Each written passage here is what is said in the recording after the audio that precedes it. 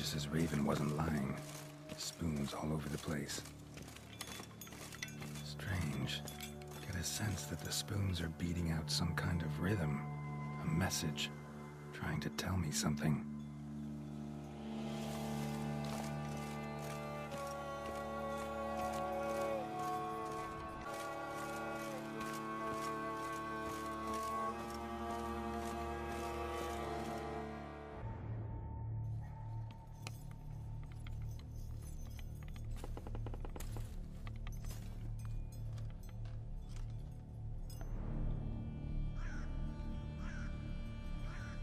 None shall sit and dine with you at your table.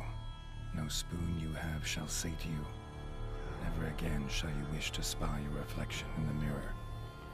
Sounds like a curse, all right.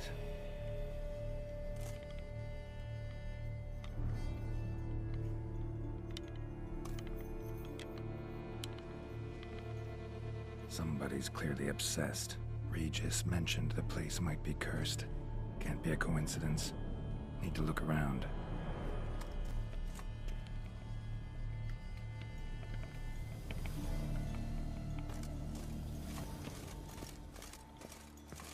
What a pigsty. Need to search it thoroughly. Find a way to collect some white saliva.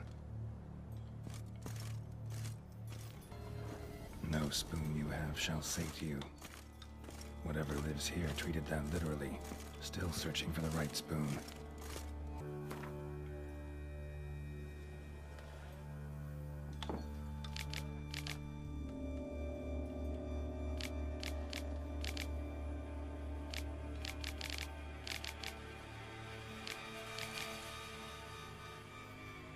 Poor girl. Realized she was changing into a monster. Recorded it in her diary. Smashed mirror. As if someone couldn't stand to look at themselves. The monster. Journal's author, maybe?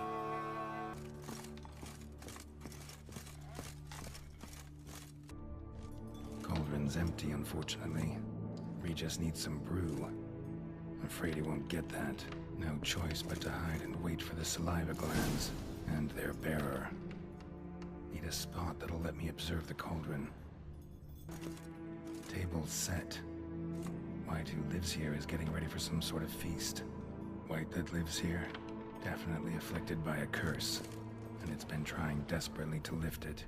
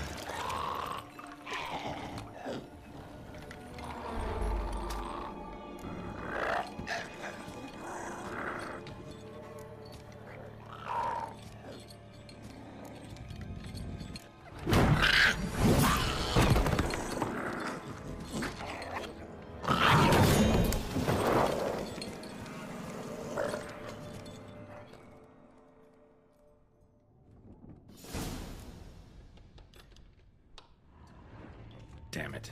Gotta catch it.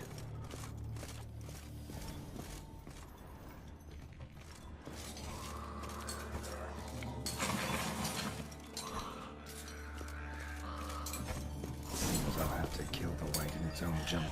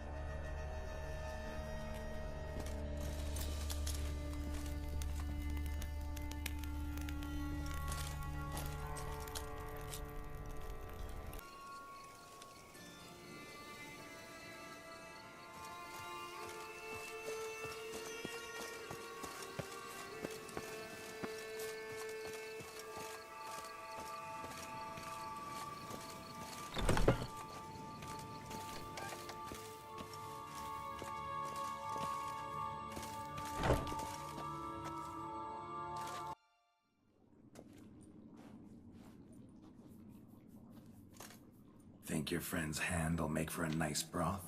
You've clearly honed your sense of humor. But we are not cannibals, Geralt. I took a fragment of tissue from the hand. It will suffice to prepare some resonance. What did you do with the rest?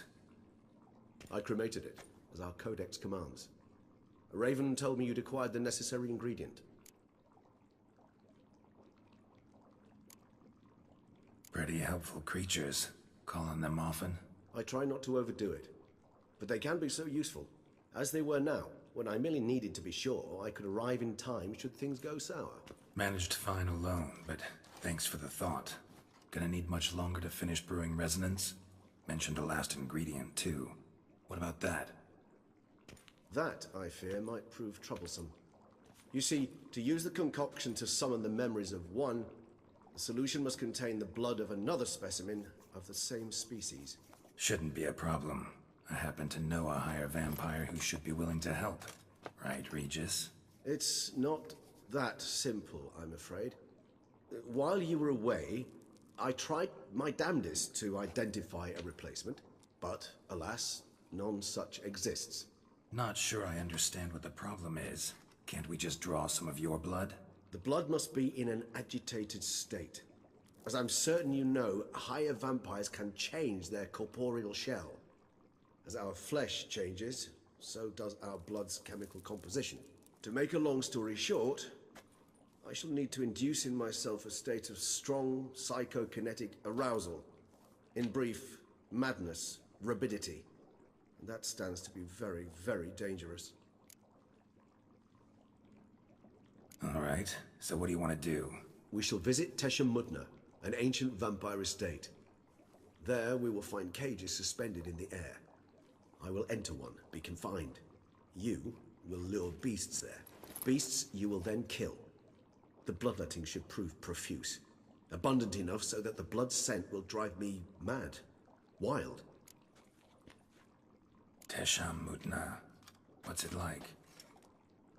It is a place of torment. A torture chamber. Long ago, shortly after we'd arrived in this world, one among us named Kagmar developed such a taste and lust for human blood that in one night he could imbibe an entire village. This brought trouble on the entire species. Common folk wearied quickly of living in constant fear. They began to hunt us, seek the aid of mages and witches in tracking us down. So what? Not like they could ever hope to kill you. But they were bothersome. Forgive the comparison, but when did you last enjoy mosquitoes buzzing around your head? In any case, the other vampires decided something had to be done. Kagmar had to be caught and punished. A torture chamber was thus outfitted in the dungeons of Tesha Mudna. Inside it, a cage made entirely of a special alloy of silver, dalvinite, and meteorite steel. Kagmar was captured and locked in the cage. Sat there over 2 centuries, driven to fury time after time, never able to escape.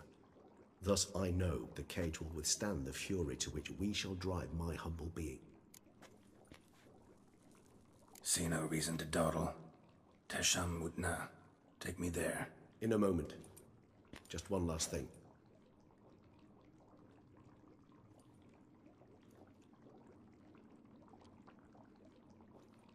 What was that? Blood. Oh, the last favor the Raven did me. I've also taken some Sangurium, a solution that sharpens one's sense of smell. One drop of blood shall smell like a gallon to me now. You crazy? You're a recovering addict. Your outrage warms my heart, Geralt. But you must remain calm. I have no choice.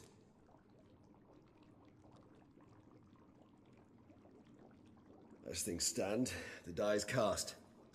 High time we set off for Tesha Mudna. My head's spinning already, and you're starting to smell quite tasty. And you're starting to scare me.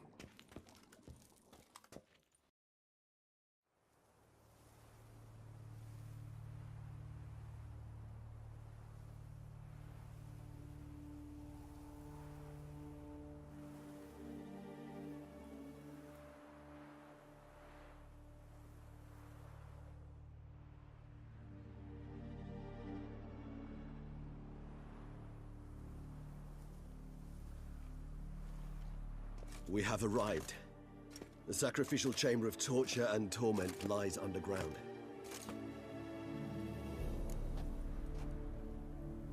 You lead.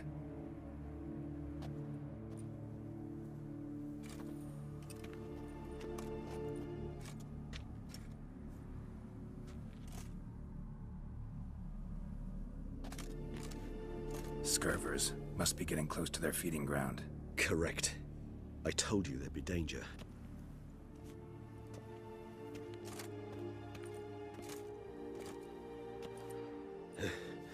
Beyond this wall lies...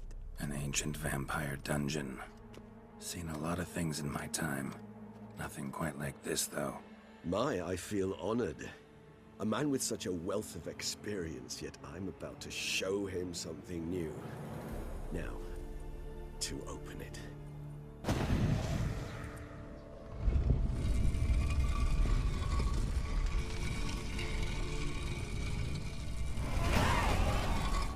How the hell? It's an ancient form of protection against unwanted guests. The mechanism which releases the latch reacts only to a higher vampire's blood. Tricky mechanisms, a vampire hideout. Fortified, secured. Must have been important to your species once. Toussaint. No other. This was the first place we saw.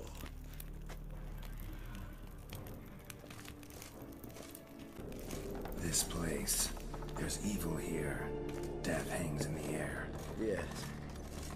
A great many beings have breathed their last here.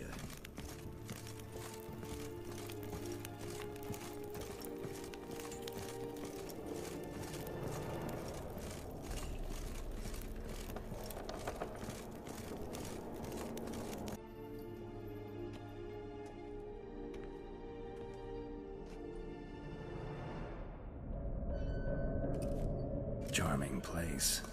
But what are all those cages for? Mentioned one vampire being kept here. Yes, well, you see, humanitarians is something my ancestors were not. They concluded Kagmar would best be punished if he were tormented with the scent of blood he could not taste. Thus, they also kept humans here. Humans whose blood they slowly let. Kagmar ranted and raged in pain as those humans slowly bled to death. They treated them like livestock. Live bait. I'd like to be able to turn back time, deny it, but alas, I can do neither. Feel shame for my brethren. That is all I can do. Don't take it so hard. Nothing you could have done about it. Let's get to work. Well, that was awkward. Fine. I prepared the bait. Please be so kind and place it. Ideally at the tunnel entrances. The scent will spread most effectively then.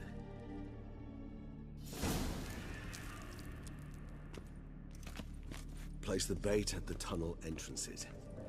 Monsters will catch its scent more quickly. When I think how these tunnels got here, send shivers.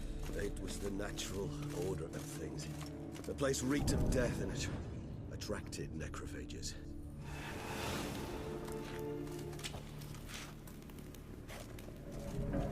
Bait set. What now? I shall enter the cage. You must chain me inside. The bars are made of an alloy that will prevent me from transforming into mist. Kinda thought you wouldn't want to. I shall be in great pain. My sole thought being to stop that pain. I cannot know what I will do.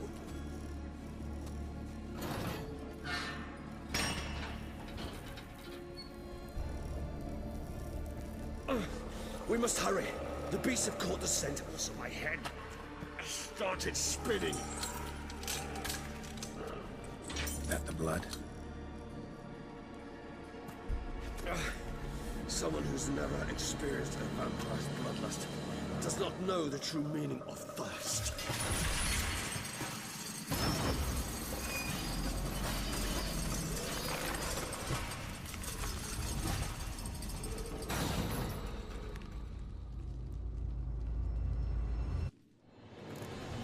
Maybe we need a safe word. You know, something you'll say when you can't take it anymore. And what did you do once I uttered it? Don't know. Calm you down. Somehow. be able... I just smelled the blood.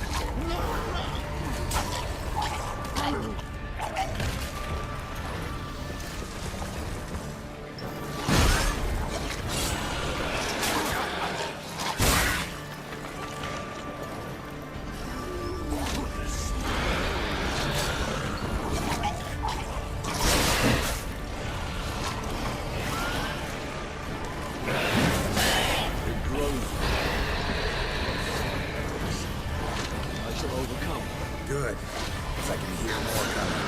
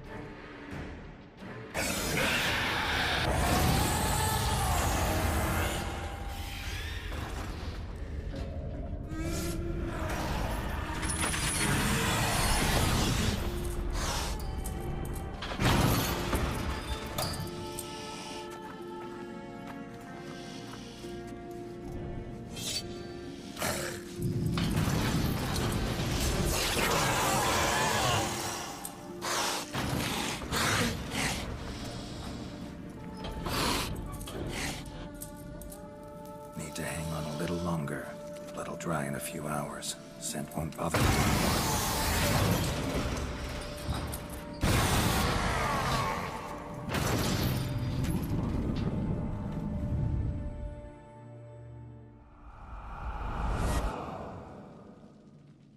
Get you out of here. The concoction.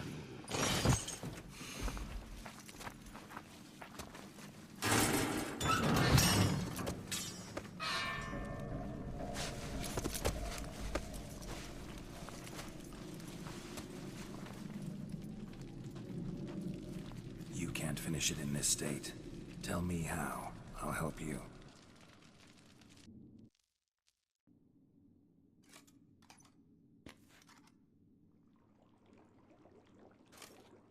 Any better?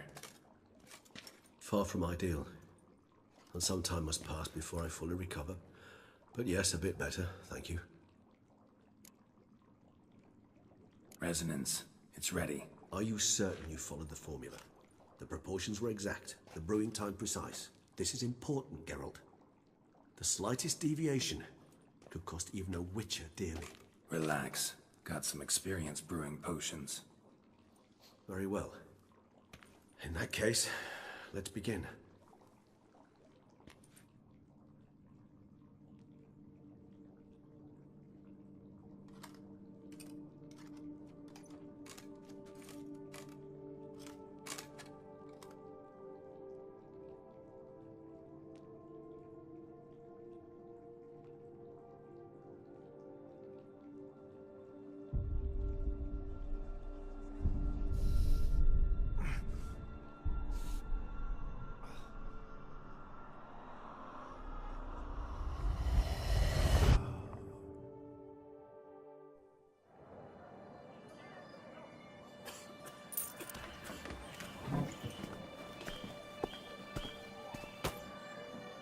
Excuse me. I shall only take a moment. You jumped the queue, sir. But Count, sir, you must understand. I've a meeting. The Count... Sir, you were next. Please, take a seat. This gentleman was here first. Step down or you shall regret it. Ah, fails to realize he was your friend, Count.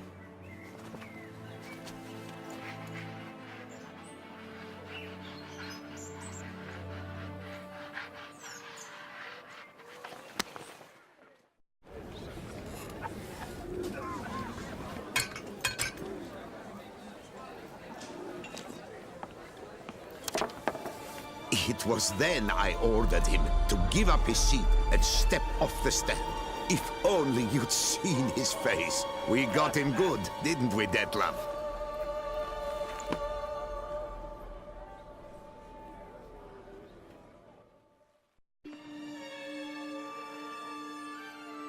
And then Mother insisted we buy the mill. Curious, eh?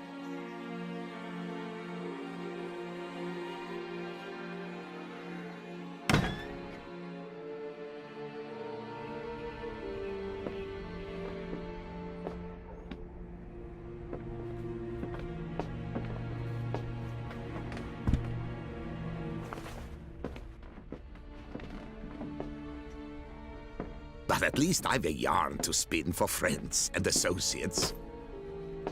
Forgive me. What?